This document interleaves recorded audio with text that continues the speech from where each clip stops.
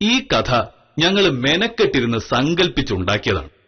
അതുകൊണ്ട് തന്നെ നിങ്ങളിൽ ആരെങ്കിലുമായി ഇതിലെ ഏതെങ്കിലും കഥാപാത്രത്തിന് എന്തെങ്കിലും സാദൃശ്യം തോന്നിയാൽ അതിന് ഞങ്ങൾ ഉത്തരവാദികളല്ല.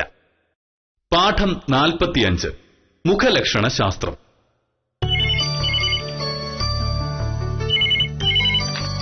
ഹലോ, ആ സത്യഭാമയാണ്. എനിക്ക് ഓർമ്മയുണ്ട്, ഞാൻ കൃത്യം 10 മണിക്ക് എത്താം. നമുക്ക് നോക്കാം ചേട്ടാ. പറയുന്ന കേട്ടാ എന്റെ കുറ്റം പോലെ തോന്നൂലോ. 10-12 കൊല്ലം കൂടെ കൊണ്ടു നടന്ന കൂട്ടുകാരനല്ലേ പറ്റിച്ചത്. അന്ന് ആലോചിക്കണായിരുന്നു ആരെയൊക്കെ വിശ്വസിക്കാമെന്ന്. ഇനി എന്റെ മെക്കിട്ട് കയറിയിട്ട് എന്താ കാര്യം? ശരി, നോക്കാം. പിന്നെ ആ കേസ് ജയിക്കാൻ കുറച്ച് പാടുപെടും. വക്കീലെന്ന് വെച്ച ദൈവമാണെന്നല്ലേ കുറെ പേരുടെയൊക്കെ ധാരണ.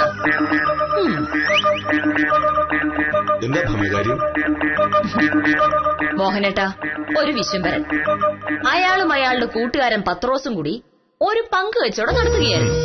പക്ഷെ രേഖകൾ അനുസരിച്ച് കച്ചവടം വിശ്വംഭരന്റെ പേരിലായിരുന്നു. രണ്ടുപേരും തമ്മിൽ ഭയങ്കര സൗഹൃദം. അങ്ങനെ 10-12 കൊല്ലം കഴിഞ്ഞപ്പോഴാണ് വിശ്വംഭരന് തോന്നിയത് പത്രോസ് പറ്റിക്കുന്നുണ്ടോ എന്ന്. സംസാരമായി, വഴക്കായി, തല്ലിപ്പിരിയിലുമായി. പക്ഷേ അതിനിടയിൽ വിശ്വംഭരൻ ഒപ്പിട്ടൊരു ബ്ലാങ്ക് ചെക്ക് പത്രോസിന്റെ കയ്യിലുണ്ടായിരുന്നു. അതിൽ വലിയൊരു തുക എഴുതി ബാങ്കിൽ കൊടുത്തു. ചെക്ക് മുടങ്ങിയപ്പോൾ കേസായി. വിശ്വംഭരനെ വിളിച്ചത്. ഇതാ ഞാൻ പറയുന്നത്, കച്ചവടത്തിനല്ല എന്ത് കാര്യത്തിനിറങ്ങിയാലും നമ്മൾ ഇടപെടുന്ന ആൾക്കാരുമായിട്ടൊരു ധാരണ വേണമെന്ന്. എനിക്കതുണ്ട്.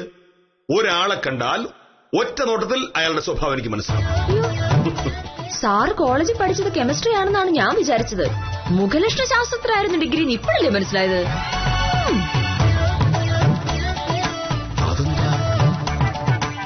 ആഹാ,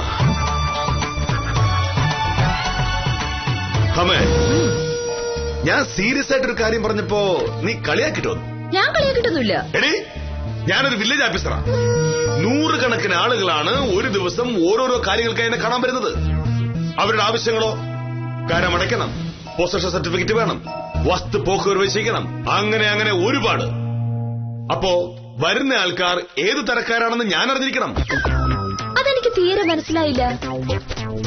ഒരാൾ വില്ലേജ് ഓഫീസിൽ ഒരാവശ്യത്തിന് വരുമ്പോൾ അയാൾ കൊണ്ടുവരുന്ന രേഖകളല്ലേ വില്ലേജ് ഓഫീസർമാർ പരിശോധിക്കുക? അതല്ല, ജാതി സർട്ടിഫിക്കറ്റ് ചോദിച്ചു വരുന്ന ആളുടെ മുഖത്ത് നോക്കി താൻ ഇന്ന ജാതിയാണ് എന്ന് തീരുമാനിക്കൂ. വരുമാന സർട്ടിഫിക്കറ്റിന്റെ കാര്യത്തിലാണെങ്കിൽ അത് എളുപ്പമാണ്. വരുന്ന ആൾക്ക് നല്ല തണ്ടും തടിയും ആരോഗ്യവും ഒക്കെ ഉണ്ടെങ്കിൽ അയാൾക്ക് വലിയ വരുമാനമുണ്ട്. ക്ഷീണിച്ചുണങ്ങിയ ആളാണെങ്കിൽ അയാൾക്ക് വരുമാനമേ ഇല്ല എന്നെഴുതി കൊടുക്കുമോ? അതല്ല ഞാൻ ഉദ്ദേശിച്ചത്. വരുന്ന ആളിന്റെ പെരുമാറ്റവും സംസാരവും കാണുമ്പോഴേ അറിയാം അയാളുടെ മനസ്സിലെന്താ ഉള്ളതെന്ന്. നമ്മൾ അവരോട് ഒരു ചോദ്യം ചോദിക്കും. അപ്പോ മുഖത്തിങ്ങനെ സൂക്ഷിച്ചു നോക്കണം. എന്തെങ്കിലും കള്ളത്തരമുണ്ടെങ്കിൽ അപ്പ കണ്ടുപിടിക്കാം. മോഹനേട്ടന് വില്ലേജ് ഓഫീസിലാണോ പോലീസിലാണോ ജോലി? എനിക്ക് പോയോ? അങ്ങനെ ഇങ്ങോട്ട് കൂടുതൽ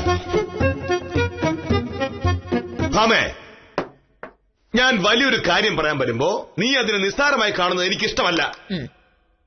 നമുക്ക് ആളുകളെ ഒറ്റ നോട്ടത്തിൽ മനസ്സിലാക്കാൻ പറ്റുന്നുള്ളത് നീ സമ്മതിച്ചേ പറ്റൂ. ഞാൻ സമ്മതിക്കില്ല. എന്റെ അനുഭവത്തിൽ വേറൊരാളെ നമ്മൾ മനസ്സിലാക്കുന്നത് അയാളുമായിട്ട് ഇടപഴകി സംസാരിച്ചും അയാളുടെ പ്രവൃത്തികളെ വിലയിരുത്തുമ്പോഴുമാണ്. അത് നിനക്ക്, കാരണം നിനക്ക് ബുദ്ധിയില്ല, മാത്രമല്ല മുടിഞ്ഞ അഹങ്കാരിയുമാണ് നീ. ശരി, ഞാനൊരു കാര്യം ചോദിക്കട്ടെ. മോഹനേട്ടൻ എന്നെ പെണ്ണ് കാണാൻ വന്നപ്പോ ഒറ്റ നോട്ടത്തിൽ എന്ത് തോന്നി? അത് പിന്നെ കരമടയ്ക്കാൻ വരുന്ന ആളുടെ മുഖത്ത് നോക്കി അയാളുടെ സ്വഭാവം മനസ്സിലാക്കുന്നയാൾ കെട്ടാൻ പോകുന്ന പെണ്ണിനെ കാണുമ്പോൾ ശരിക്കും മനസ്സിലാക്കാൻ ശ്രമിക്കില്ലേ? ഞാൻ ശ്രമിച്ചു. എന്നിട്ട് എന്താണെന്ന് മനസ്സിലായത്?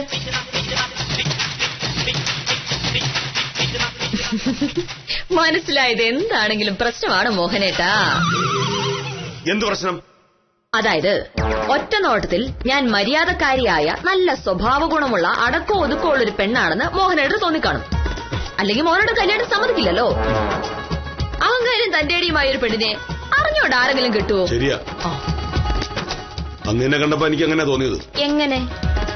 നീ അടക്കോ ഒതുക്കമുള്ള മര്യാദക്കാരിയാണെന്ന്. ഇപ്പോൾ ഞാൻ അങ്ങനെ തന്നെയാണോ? അല്ല, നീ ഭയങ്കര അഹങ്കാരിയും ഭർത്താവിനെ കളിയാക്കുന്നവളുമാണെന്ന് തെളിയിച്ചുകൊണ്ടേയിരിക്കുകയാണല്ലോ. അപ്പൊ തന്നെ മോഹനടുത്ത് കാൽക്കുലേഷൻ തെറ്റിപ്പോന്നുള്ള കാര്യം ഉറപ്പല്ലേ? ഒറ്റ നോട്ടത്തിൽ ഒരാളെ മനസ്സിലാക്കുന്നത് ശരിയാവണമെന്നില്ല എന്നതിന് ഇതിലും വലിയ തെളിവ് വേണോ? മോഹനേട്ടാ, ഒച്ച ഉണ്ടാക്കിയിട്ട് കാര്യമില്ല. ഒന്നെങ്കിൽ ആദ്യം എന്നെ കണ്ടപ്പോഴുണ്ടായിരുന്ന നല്ല അഭിപ്രായം ശരിയായിരുന്നു എന്ന് സമ്മതിക്കുക. അതായത് ഞാൻ നല്ല ഡീസന്റ് കൊച്ചാന്ന്. അല്ലെങ്കിൽ മോഹനേട്ടന്റെ കണക്കൂട്ടലിൽ തെറ്റിപ്പോയെന്ന്. അതായത് ഒരാളെ ഒറ്റ നോട്ടത്തിൽ മനസ്സിലാക്കാൻ പറ്റില്ല എന്ന് സമ്മതിക്കുക. ഏതെങ്കിലും ഒന്നും സമ്മതിക്കണം. രണ്ടും കൂടെ പറ്റില്ല വില്ലേജ് ഓഫീസറെ.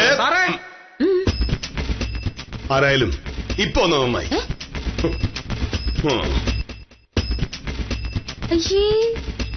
നമസ്കാരം സാറേ.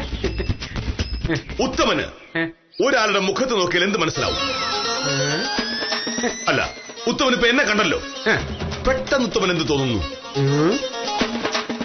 അതിപ്പോ സാറ് രാവിലെ ആഫീസിൽ പോകുന്നതിന് വേണ്ടി ഇറങ്ങി നിൽക്കുന്നതായിട്ട് തോന്നില്ല. വക്കീലുമായിട്ട് ചെറുതായിട്ടൊന്ന് വഴക്കുണ്ടാക്കിയെന്ന് തോന്നുന്നു. ശരിയല്ലേ? വഴക്കുണ്ടാക്കിയത് ഞാനല്ല, അവളാ.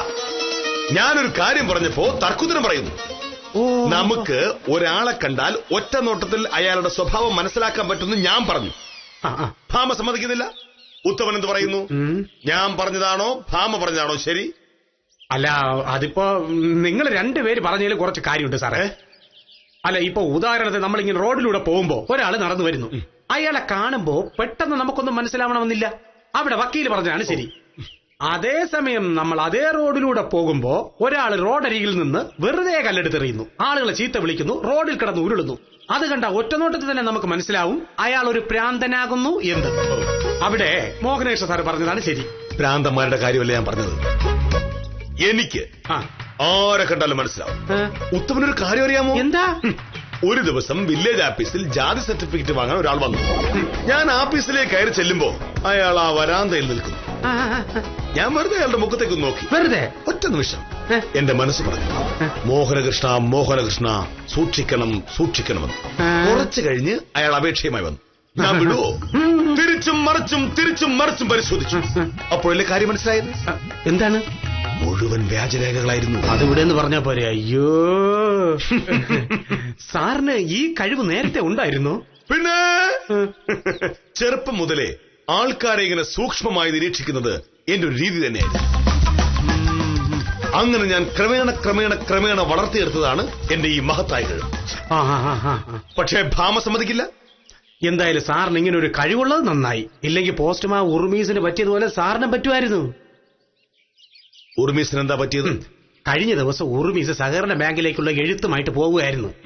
പെട്ടെന്ന് മുമ്പിൽ ഒരു പെണ്ണ് കണ്ടാൽ നല്ലൊരു സുന്ദരി. ചേട്ടാ, പോസ്റ്റ് ഓഫീസിലേക്കുള്ള വഴിയൊന്ന് പറഞ്ഞു തരാമോ എന്ന് പെണ്ണ് ചോദിച്ചു. പെണ്ണിന്റെ ചോദ്യവും രീതിയൊക്കെ കണ്ടപ്പോ ഉറുമീസിനൊരു ഇളക്കം. സഹകരണ ബാങ്കിൽ പോകുന്ന കാര്യം മറന്ന ഉറുമീസ് നേരെ പെണ്ണിനെ കൊണ്ട് പോസ്റ്റ് ഓഫീസിലോട്ട് തിരിച്ചു കിടന്നു.